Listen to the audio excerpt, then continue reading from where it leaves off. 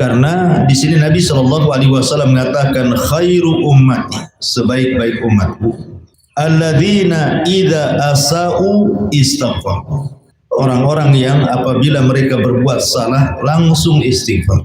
Dan ini kan berdasarkan firman Allah Subhanahu wa taala surah Al-Imran ayat 135. Walladzina idza fa'alu fahishatan aw zalamu anfusahum dzakarullaha wa fastaghfaru lidzunubihim.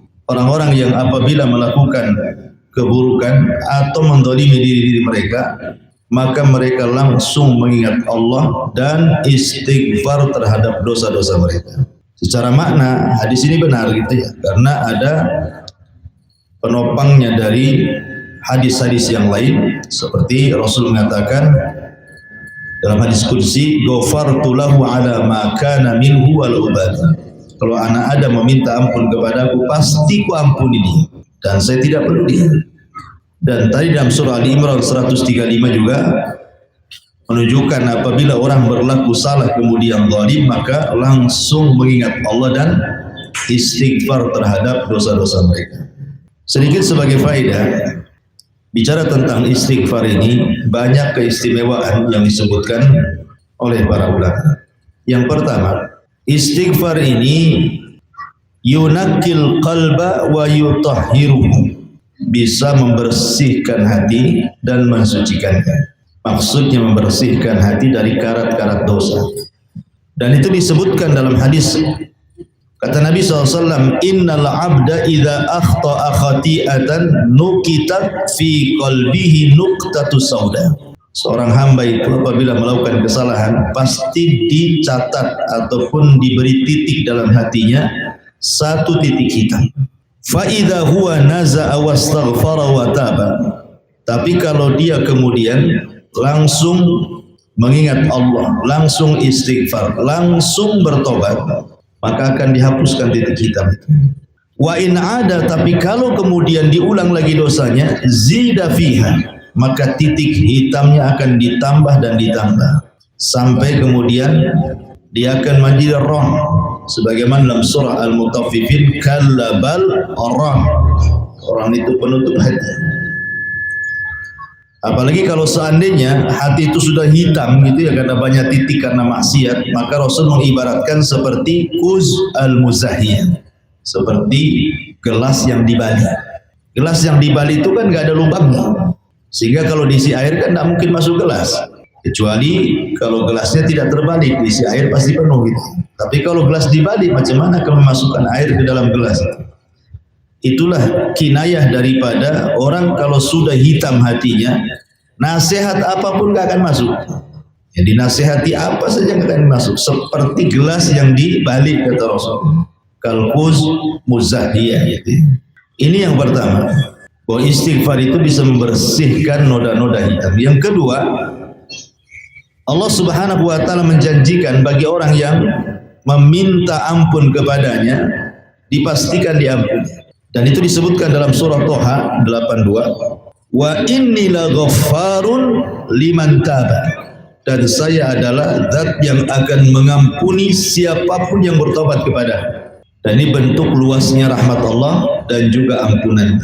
Yang ketiga, bahwa man lazimal istighfar, barang siapa yang melazimkan istighfar, sarrathu sahifatuhu yaumal qiyamah, maka akan membahagiakan dia catatannya kelak pada hari kiamat.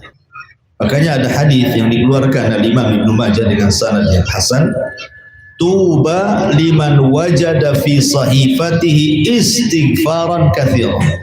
Beruntunglah bagi orang yang mendapatkan dalam catatannya banyak istighfar di dalamnya.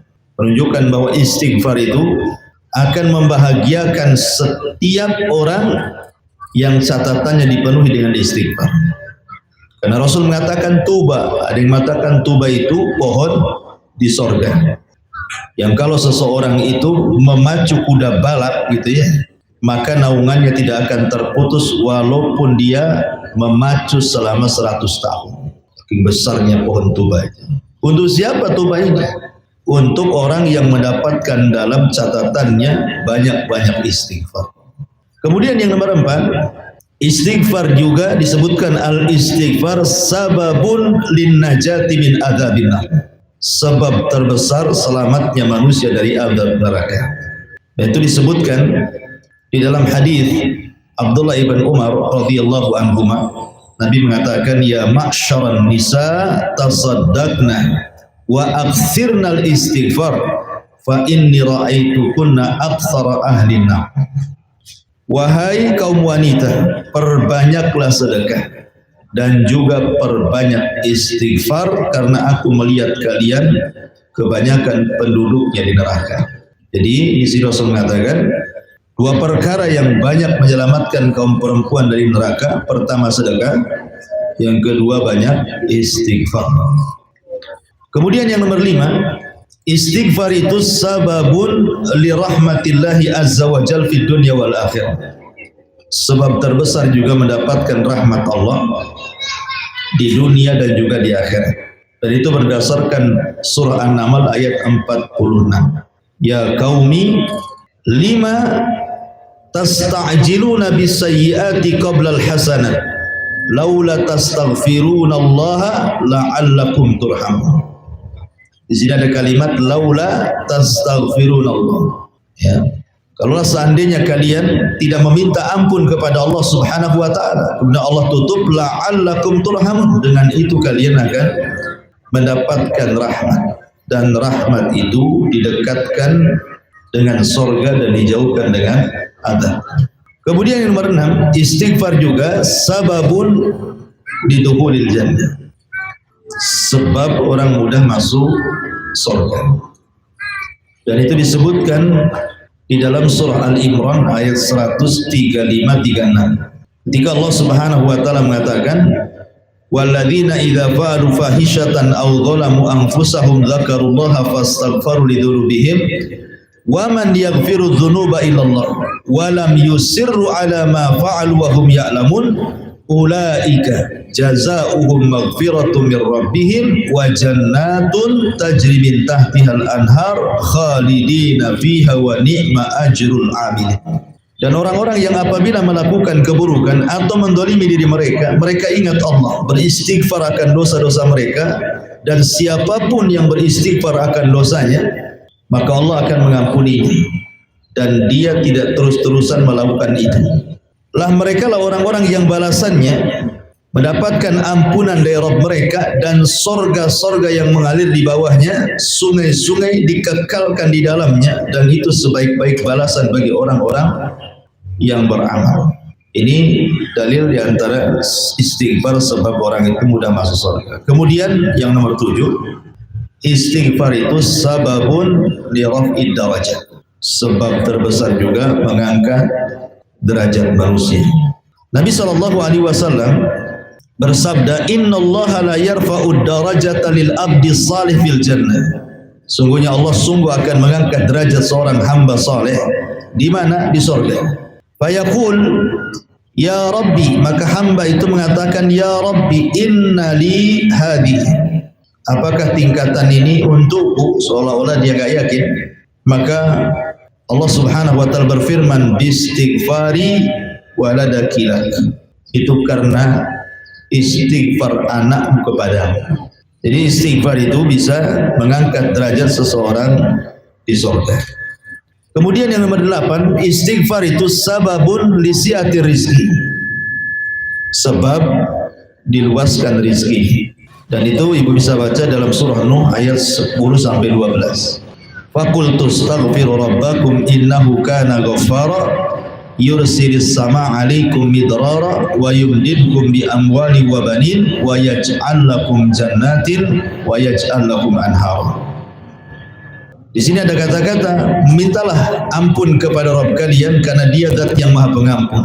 Dengan sebab itu Allah akan hujani kalian, dan Allah akan perbanyak harta dan anak-anak kalian, dan Allah akan suburkan kebun-kebun kalian, dan Allah akan alirkan sungai-sungai kalian.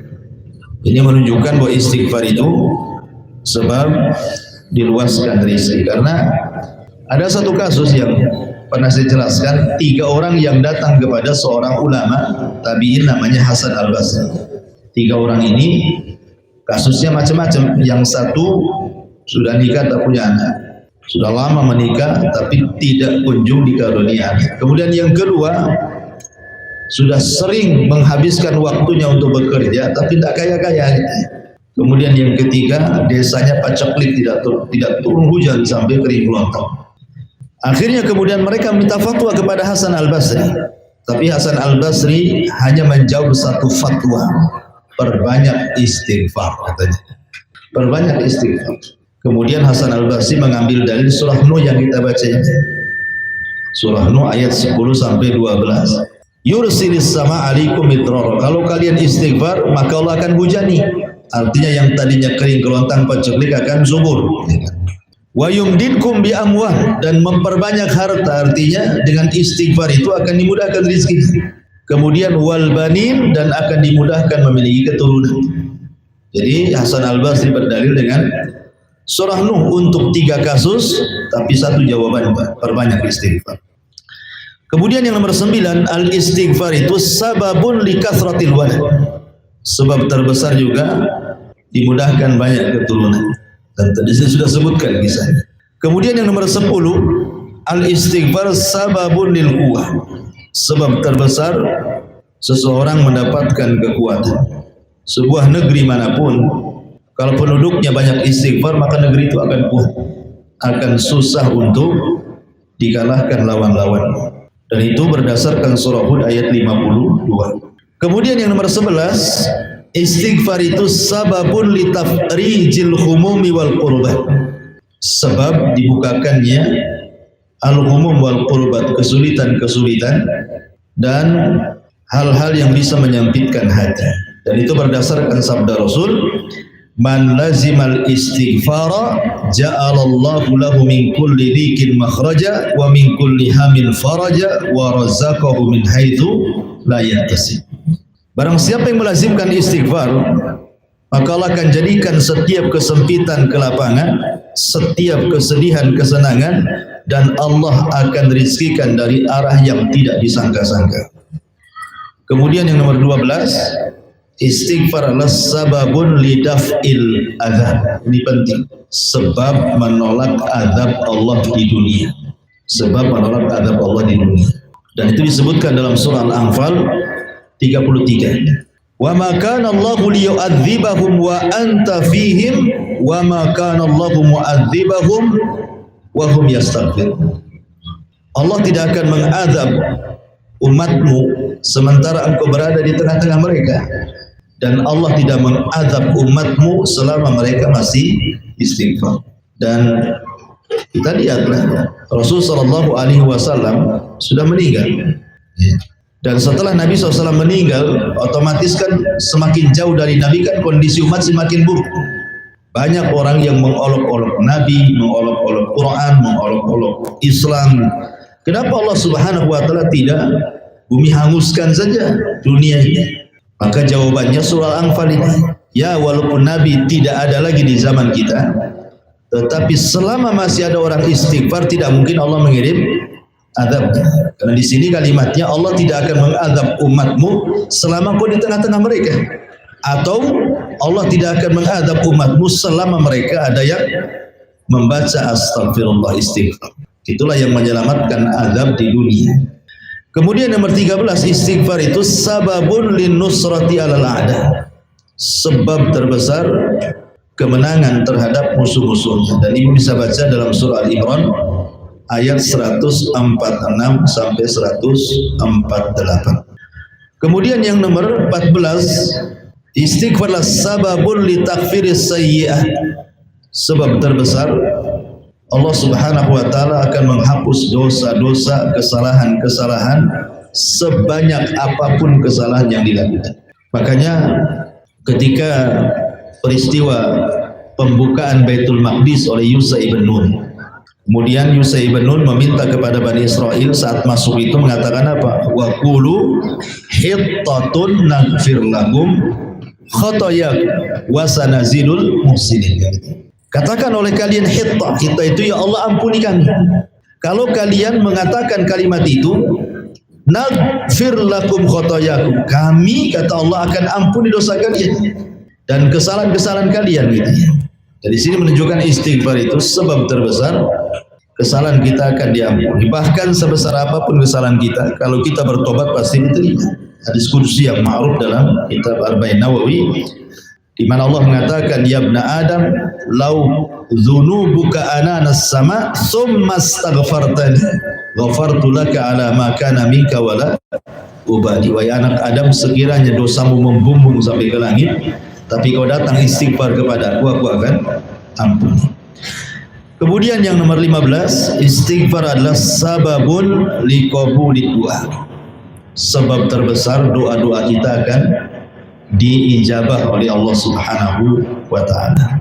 Jadi orang yang sebelum berdoa membaca istighfar dulu, maka akan memudahkan pengabulannya. Dan itu berdasarkan beberapa dalil, di antaranya surah Hud ayat 61 dan juga surah Al-Furqan ayat 77. Nah, ibu baca sendiri. Baik, kemudian bagaimana caranya istighfar itu? Bagaimana caranya seseorang itu beristighfar? Disebutkan dalam hadis Khabbab ibn Arad radhiyallahu an. Jadi dia bertanya kepada Nabi SAW, Rasul, macam mana saya ini istighfar? Macam mana saya caranya beristighfar? Kata Khabbab ibn Arad. Maka Nabi SAW mengatakan, Allahumma ghfir lana warhamna wa tub alaina innaka antat tawwabur rahim. Bacalah wahai Khabbab, Allahumma ghfir lana, ya Allah ampuni kami, warhamna, kasihi kami, wa tub alaina, terimalah taubat dari kami, innaka antat tawwabur rahim, karena engkau zat yang maha penerima taubat dan maha belas kasih kepada kami. Jadi cara istighfar bisa membaca Allahumma ghfir lana warhamna wa tub alaina innaka anta tawwabur rahim. Ini lafaz yang diajarkan Rasul kepada Khabbab ibnu Arad. Kemudian hadis yang lain dari Abi Hurairah radhiyallahu anhu, dia mengatakan, ma ra'aitu ahadan aktsar an yaqul astaghfirullah wa atubu ilaihi min Rasulillah sallallahu alaihi wasallam. Aku tidak pernah melihat orang banyak mengucapkan astaghfirullah wa atubu ilaihi dibandingkan Nabi sallallahu alaihi wasallam. Berarti cara istighfar bisa membaca astaghfirullah wa atubu ilaihi. Ya, bisa hadis Khabbab bin Arad, Allahumma ighfir lana warhamna wa tub alaina innaka antat tawwabur rahim, atau hadis Abu Hurairah astaghfirullah wa atubu ilaihi. Ataupun menggunakan sayyidul istighfar, puncak daripada istighfar, Allahumma anta rabbi la ilaha illa anta khalaqtani wa ana abduk wa ana ala ahdik wa wa'dika mastata'tu a'udzu bika min syarri ma sana abu'u laka bi ni'matika alai wa abu'u bi dzambi faghfirli fa innahu la yaghfiru dzunuba illa anta. Ini disebut sayyidul istighfar, puncaknya istighfar ya. Ataupun bisa diambil juga hadis dari Abdullah ibn Amr tentang istighfarnya Abu Bakar. Jadi Abu Bakar Siddiq radhiyallahu anhu minta diajarkan istighfar kepada Nabi. Kata Abu Bakar, ya Rasulullah, alimni du'aan ad'u bihi fi salati. Rasul, ajarkanlah doa kepadaku biar aku bisa baca dalam salatku. Maka Rasul mengatakan, Allahumma inni zalamtu nafsi zulman katsira wa la yaghfiru dzunuba illa anta faghfir li maghfiratan min indik warhamni innaka antal ghafurur rahim. Ini juga istighfar yang diajarkan Rasul kepada Abu Bakar.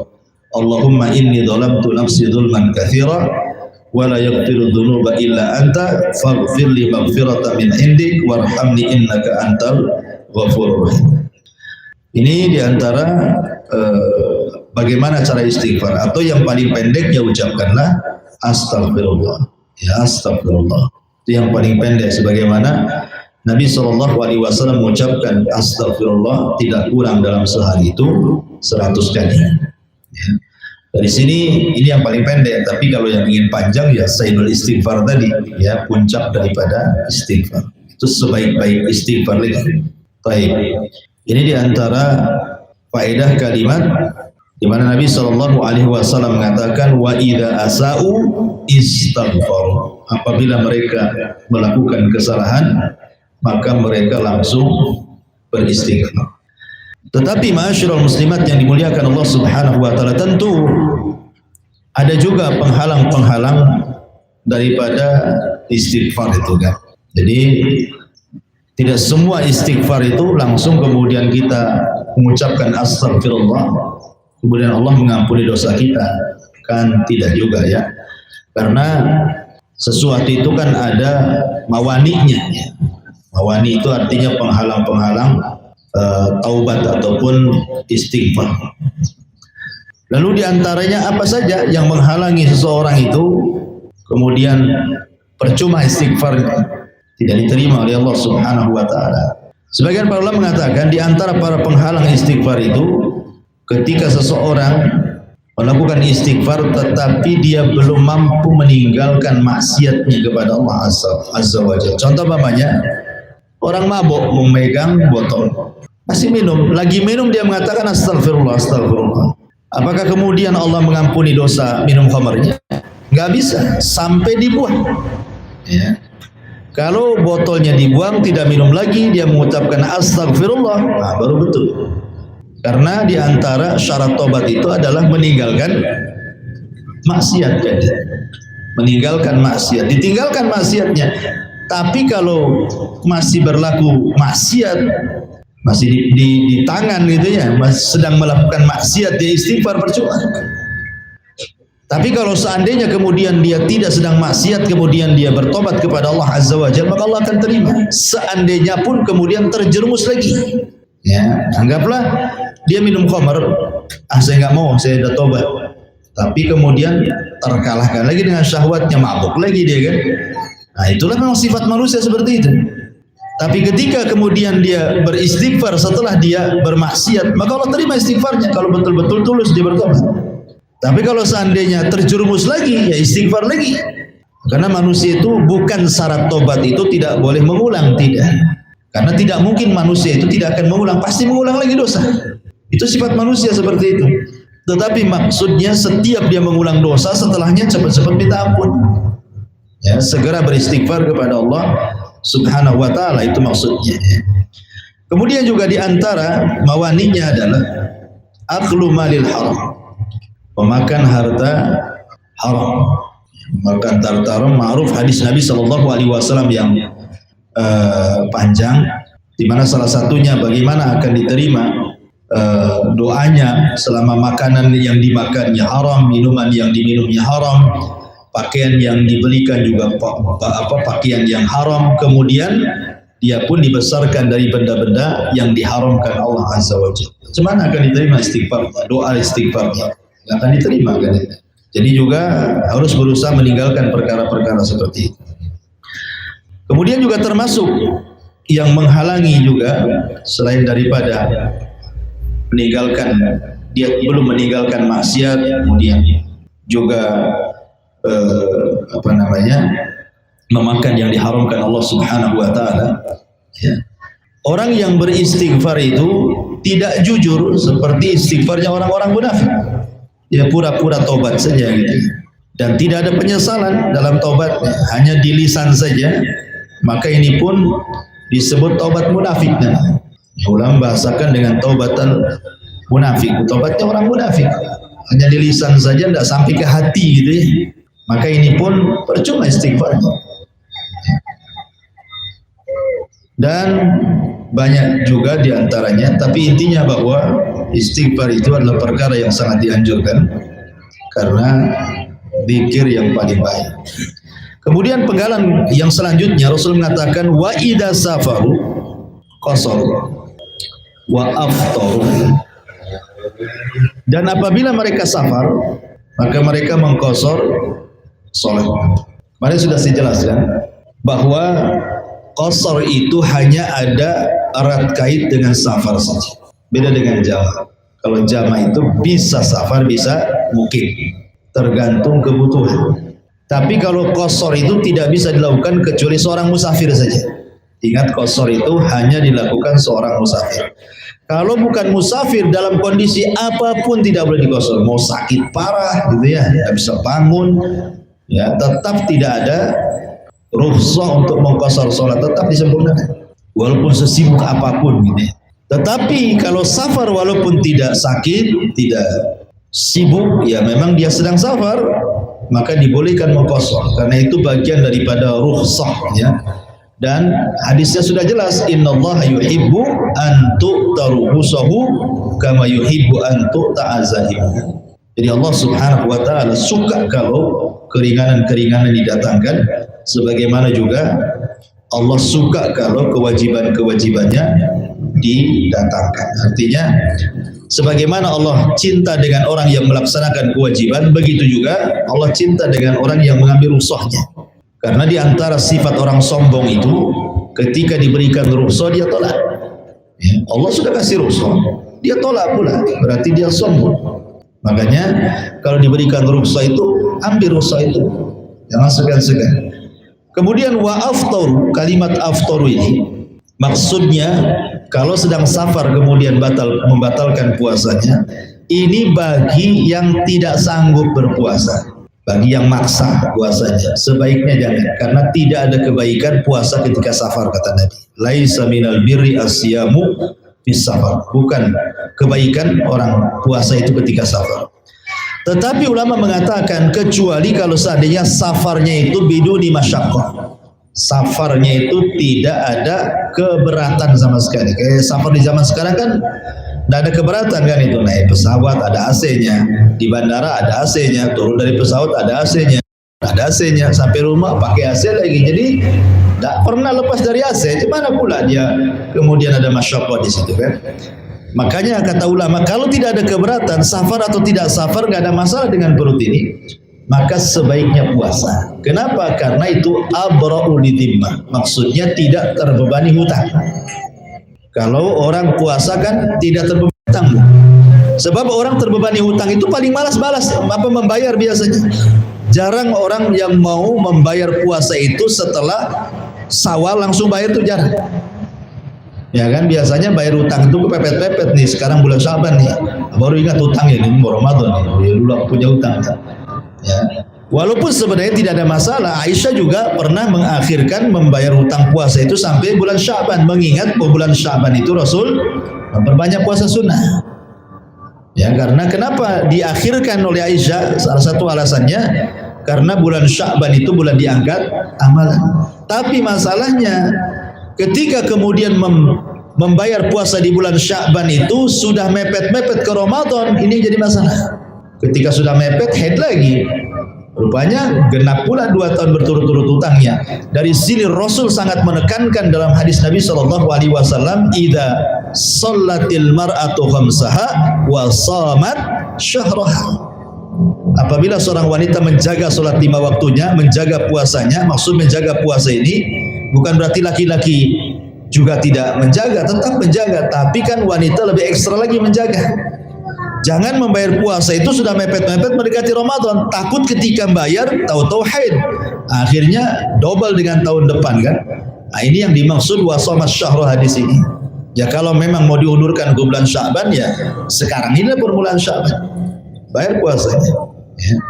Jadi intinya bahwa wa aftaru di sini dirinci. Walaupun ada khilaf ulama, ada yang mengatakan membatalkan secara mutlak itu lebih baik. Tapi ada juga yang mengatakan lihat kondisi, kalau tidak ada masyaqqah maka puasa lebih baik dibandingkan membatalkan, supaya abra' lidhimmah tadi, supaya tidak banyak terbebani dengan hutang.